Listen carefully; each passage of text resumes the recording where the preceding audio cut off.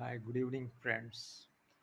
మనం ఏ బాధల్లో ఉన్నా, ఏ కష్టాల్లో ఉన్నా కూడా మనం ఆ శ్రీ మహావిష్ణువుని స్మరించుకోవటం వల్ల మన కష్టాలన్నీ దూరం అవుతాయి. ఇది నిజమైనటువంటి యథార్థమైనటువంటి పరిస్థితి. ఎందుకంటే అనుభవపూర్వకంగా చెప్తున్నాము. ఓం నమో నారాయణాయ అనేటటువంటి అష్టాక్షరి మంత్రాన్ని ఒక్కసారి జపిస్తే మీ కష్టాలన్నీ దూరం అవుతాయి.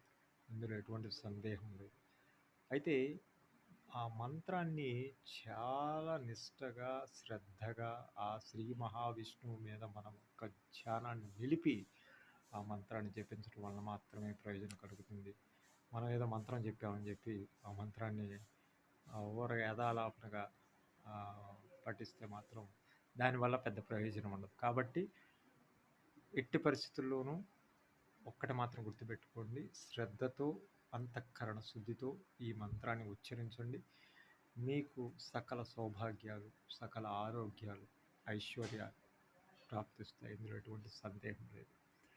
ఇది నేను అనుభవపూర్వకంగా చెప్తున్నాను.